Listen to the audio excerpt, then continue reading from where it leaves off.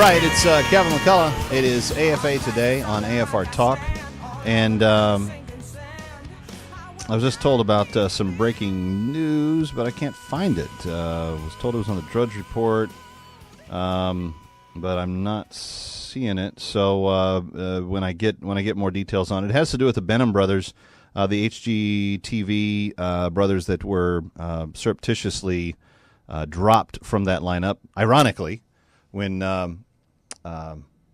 Ellen DeGeneres's show went into production, and simultaneously they found out that these guys had been a little pro-family, a little pro-life, a little activist, and suddenly their deal was done. Supposedly, what I'm being told is that now their bank has dropped them. So as I have details on that come to me, I will let you know that more as we go through. Kevin McCullough is my name. So glad you're with us. 888-589-8840, 888-589-8840. Say that again, Brent, in my ear. There it is. Yeah, I was told it was at the bottom of the page. Okay, so this is a Daily Caller article, and Alex Pappas, the political reporter, is reporting it. Said first they lost the television show. Now the Benham brothers say they're losing their business. SunTrust Banks is cutting ties with the would-be reality stars David and Jason Benham after liberal activists attacked them for their conservative views on abortion and gay marriage. In a statement provided first to the Daily Caller on Friday, the Benham brothers confirmed that SunTrust Banks has pulled all of its listed properties with the Benham brothers' bank-owned property business, which includes several franchisees across 4 states. The move comes just a week after HGTV announced it was canceling the home renovation show. You know what we should do? Brent, remind me, is there someone in-house that has contact to their PR people? Because here's the thing. Some of you know that in the afternoons I do a local broadcast just here in the New York market.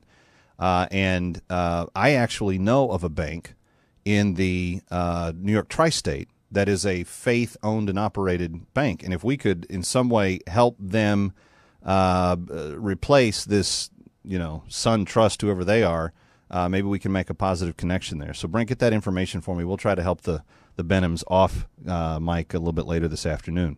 All right, so that's the latest with those guys. We're talking about the general state of corruption that the IRS has now been caught red-handed with. We were told by the president, not an ounce of corruption, not a smidgen, nothing. And then I've also asked Dr. Susan Rice to resign, why she hasn't resigned.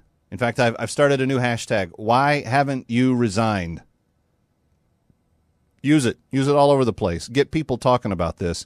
The viral video from yesterday that we hope to make viral is housed at the Facebook page. It's segment 3 from yesterday's broadcast, and the part about Susan Rice starts about 6 minutes in. Get that puppy and blast it all over social media. Send it to every Twitter account, every Facebook account that you have that you know, and ask them to do the same, and hashtag every one of them with, why haven't you resigned? Because we have a right to understand that our national security advisor will not lie to the American people to our face on 5 news channels on a Sunday. No matter how much coaching she's had, no matter how much her boss said, this is what we got to do for the social welfare of the country. You don't do that. You step down, and you hold your head high and you say, I'm stepping down for the honorable reasons. 888-589-8840. Maybe you disagree with me. Let's see, though. Joe in Kansas. Hi, Joe. Welcome. You're on with Kevin McCullough. Glad you're here. Hi. I just want to comment on why they haven't. I mean, because you said 2 people that should step down, and I agree with that. But why they haven't is because they find no shame in what they're doing. They feel that they should be doing this, and they will continue to do it until there's accountability. And until we get a president that will show accountability, I mean, I'm not willing to wait that long, Joe. I'm sorry. I'm not willing to wait until 2016. I want her to resign, and I want her to resign now. I want so many people asking her why she hasn't that it becomes a physically frustrating agenda item in her day, that she has so many voicemails jammed up in her office, that she has so many emails, that so many people on the internet are hashtagging, why haven't you resigned, and Dr. Rice is forced to come to this reality. I do agree with you that it's because there has been a lack of accountability, but accountability doesn't just come at the ballot box. She works for the person that we hired.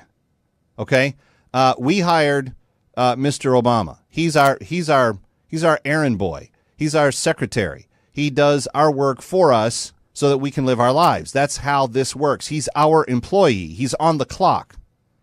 Now, while he's on the clock, we've given him permission to put in place the team around him that he feels like he can get the best work done with.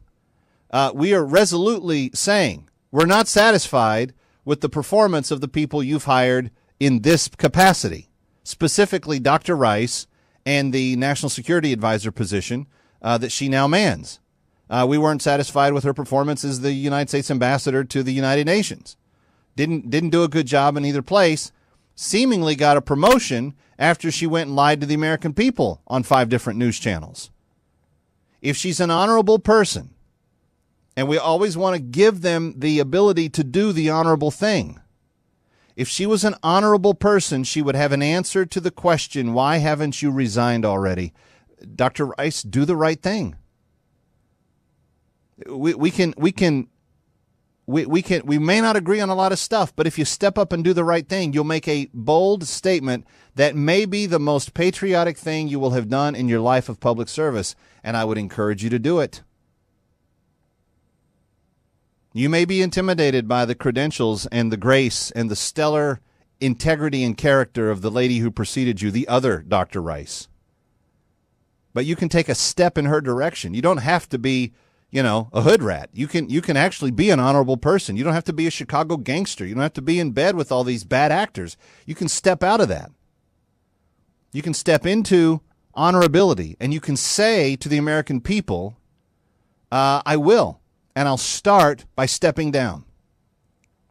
Because when I was coached to do the lying to the American people on the Sunday following the Benghazi attacks, I should not have done it.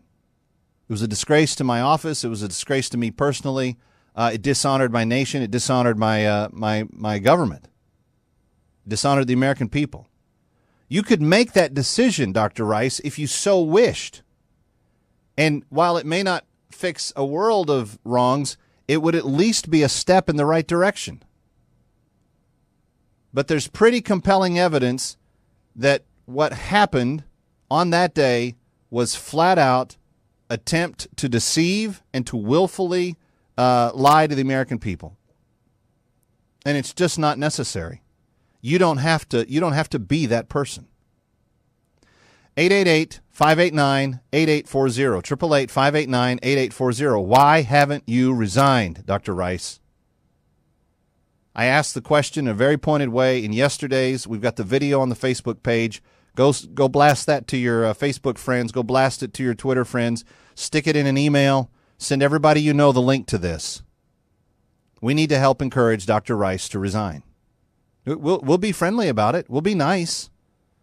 We don't have to be mean, wicked people ourselves. We can just simply, quietly affirm a very strong position. You have no business being in the job that you're in. You violated the oath of office when you lied to the American people. It's time for you to resign. So why haven't you resigned, Dr. Rice?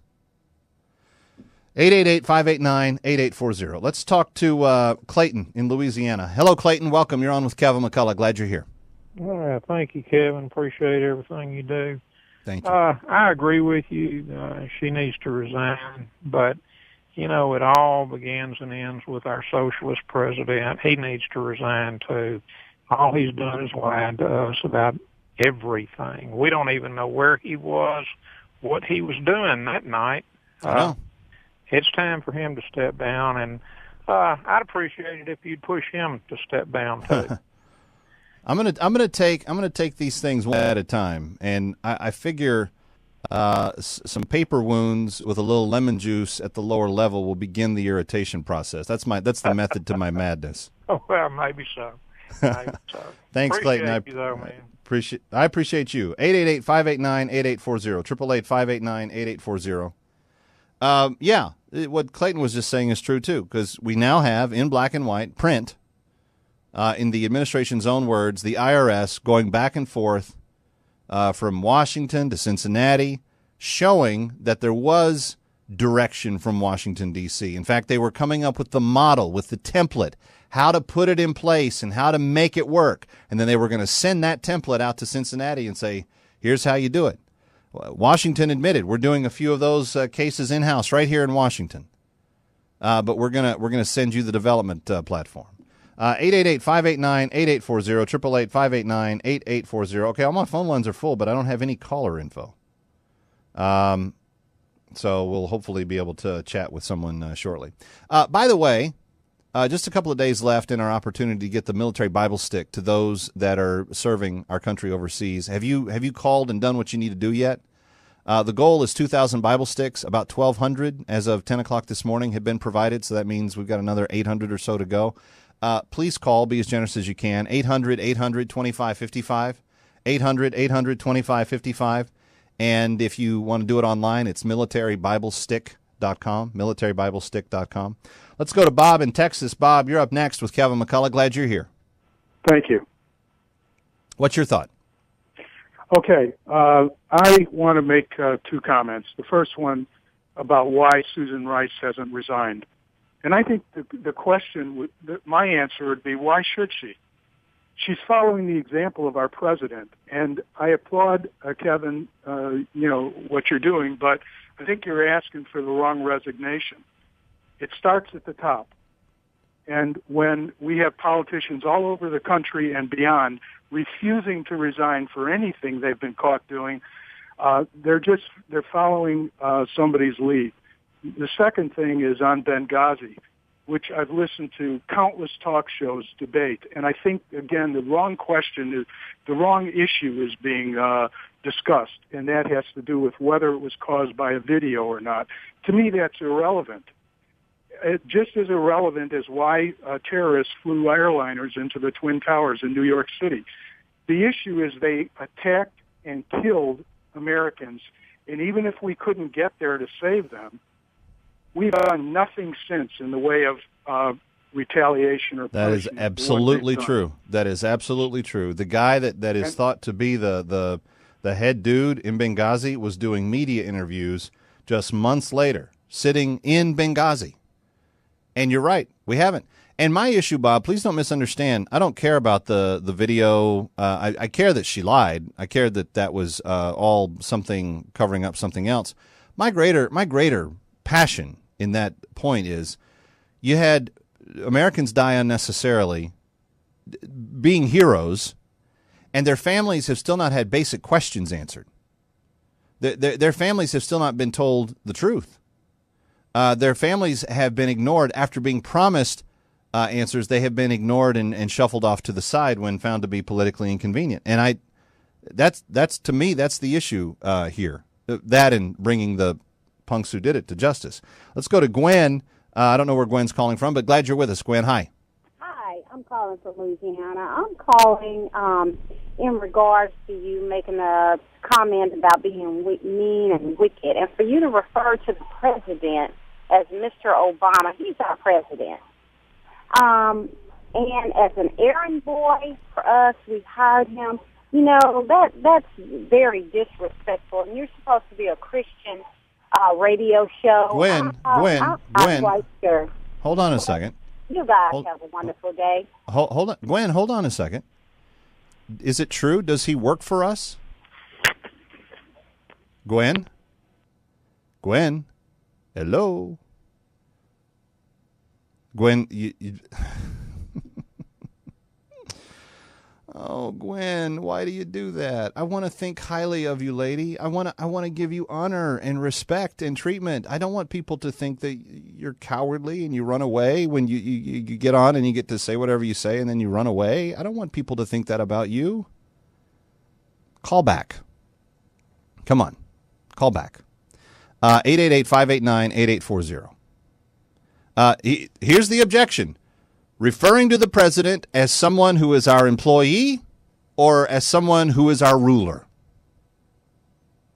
If you say that we should refer to the president, no matter his party, no matter who he is, if it was Mr. Bush, Mr. Clinton, whatever. I'm sorry, if it was President Bush or President Clinton or President Obama. By the way, using Mr. is not disrespectful of the president. It is still a lawful and legal title. But if the president of any party was elected, is he our ruler or is he our servant? The Constitution makes clear he's our servant. He's our employee. He auditions for us.